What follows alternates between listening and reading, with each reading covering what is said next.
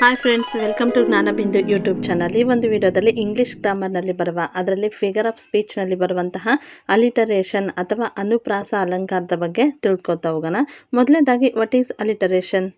Alliteration is a figure of speech in which the same consonant sounds is repeated at the beginning of nearby words. ಅಂದರೆ ಹತ್ತಿರ ಬರುವಂಥ ಒಂದು ಪದಗಳು ಆರಂಭದಲ್ಲಿ ಒಂದೇ ರೀತಿಯಾದಂತಹ ವ್ಯಂಜನಾಕ್ಷರ ಅಥವಾ ವ್ಯಂಜನಾಕ್ಷರದ ಒಂದು ಪ್ರೊನೌನ್ಸಿಯೇಷನ್ ಏನಾದರೂ ಹೊಂದಿದ್ರೆ ಅಂಥ ಒಂದು ಪದಗಳಿಗೆ ನಾವು ಅಲಿಟರೇಷನ್ ಅಥವಾ ಅನುಪ್ರಾಸ ಅಲಂಕಾರ ಅಂತಂದೇಳ್ಬಿಟ್ಟು ಕರಿತೀವಿ.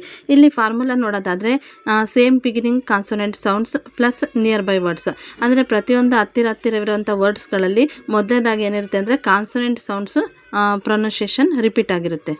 ಇಲ್ಲಿ ಎಕ್ಸಾಂಪಲ್ಗಳನ್ನು ನೋಡೋದಾದರೆ ಪೀಟರ್, ಪೈಪರ್, ಪಿಕ್ಡೆ, ಪೀಕಾಪ್, ಪೀಕಲ್ಡ್ ಪೆಪ್ಪರ್ಸ್ ಅನ್ನುವಂಥದ್ದು. ಇದರಲ್ಲಿ ಪಿ ಎನ್ನುವಂಥ ಒಂದು ವ್ಯಂಜನಾಕ್ಷರ ಅನೇಕ ಬಾರಿ ರಿಪೀಟ್ ಆಗಿದೆ.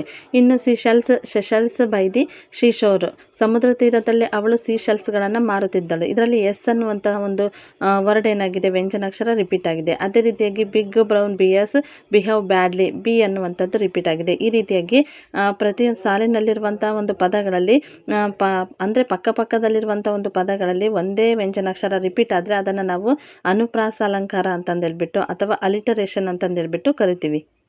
ಇನ್ನು ಕನ್ನಡ ರಿಲೇಟೆಡ್ ಎಕ್ಸಾಂಪಲ್ಗಳನ್ನು ನೋಡೋಣ. ಮಧುರ ಮಾತು ಮನಸ್ಸನ್ನು ಮುದಗೊಳಿಸುತ್ತದೆ. ಮಾ ಅನ್ನುವಂಥ ಒಂದು ಧ್ವನಿ ಎನ್ನುವ ವ್ಯಂಜನಾಕ್ಷರ ಅನೇಕ ಬಾರಿ ಪುನರಾವರ್ತನೆ ಆಗಿದೆ. ಅದೇ ರೀತಿಯಾಗಿ ಸಣ್ಣ ಸಣ್ಣ ಸಂತೋಷಗಳು ಜೀವನವನ್ನು ಸುಂದರಗೊಳಿಸುತ್ತವೆ. ಈ ರೀತಿಯಾಗಿ ಸಾ ಅನ್ನುವಂಥ ಪದ ಅನೇಕ ರೀತಿಯಾಗಿ ಪುನರಾವರ್ತನೆ ಆಗಿದೆ. ಇಂಥವುಗಳಿಗೆ ನಾವು ಅಲಿಟರೇಷನ್ ಅಥವಾ ಅನುಪ್ರಾಸ ಅಲಂಕಾರ ಅಂತಂದೇಳ್ಬಿಟ್ಟು ಕರಿತೀವಿ. Next, features of alliteration. ಅಂದರೆ ಅಲಿಟರೇಷನ್ ಏನು ಗುಣಲಕ್ಷಣಗಳನ್ನು ಹೊಂದಿರ್ತವಂದರೆ repetition of the same beginning consonant sound. ಆರಂಭದಲ್ಲಿ ಪ್ರತಿಯೊಂದು ಪದದಲ್ಲೂ ಕೂಡ ವ್ಯಂಜನಾಕ್ಷರ ರಿಪೀಟ್ ಆಗಿರುತ್ತೆ. Make sentence catchily and memorably. ಆ ಒಂದು ವಾಕ್ಯಗಳನ್ನು ಆಕರ್ಷಕ ಮತ್ತು ಸ್ಮರಣೀಯವಾಗಿಸಲು ಸಹಾಯಕವಾಗ್ತವೆ. ಇನ್ನು create a rhythm and musical effect. ಅಂದರೆ ಲಯ ಮತ್ತು ನಾವು ಕಾವ್ಯಾತ್ಮಕವಾದಂಥ ಒಂದು ರಚನೆಗೆ ಹೆಚ್ಚು ಪ್ರಾಮುಖ್ಯತೆಯನ್ನು ಮತ್ತು ಹೆಚ್ಚಾಗಿ ಅದರಲ್ಲಿ ನಾವು ನೋಡ್ಬೋದು.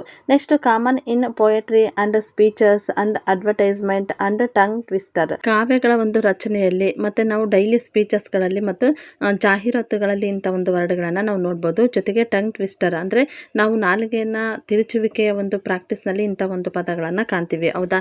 ಓಕೆ ಫ್ರೆಂಡ್ಸ್, ಈ ಒಂದು ಟಾಪಿಕ್ಗೆ ಸಂಬಂಧಪಟ್ಟಂತೆ ಏನಾದರೂ ಡೌಟ್ಸ್ ಇದ್ದರೆ ಕಮೆಂಟ್ ಸೆಕ್ಷನ್ಗೆ ಹೋಗಿ ಕಮೆಂಟ್ ಹಾಕಿ. ಇದ್ರ ಬಗ್ಗೆ ಇನ್ನೂ ಹೆಚ್ಚಿನ ಮಾಹಿತಿ ಬೇಕಾದರೆ ನಮ್ಮ ಚಾನಲನ್ನು ಸಬ್ಸ್ಕ್ರೈಬ್ ಮಾಡಿ, ಅಲ್ಲಿ ಅನೇಕ ವಿಡಿಯೋಗಳಿವೆ, ನೀವು ನೋಡ್ಬೋದು. ಓಕೆ ಫ್ರೆಂಡ್ಸ್, ಈ ಒಂದು ವಿಡಿಯೋ ನಿಮಗೆ ಇಷ್ಟ ಆದರೆ ನಮ್ಮ ಚಾನಲನ್ನು ಸಬ್ಸ್ಕ್ರೈಬ್ ಮಾಡಿ, ಈ ಒಂದು ವಿಡಿಯೋನ ಲೈಕ್ ಮಾಡಿ ಮತ್ತು ಶೇರ್ ಮಾಡಿ. Thank you.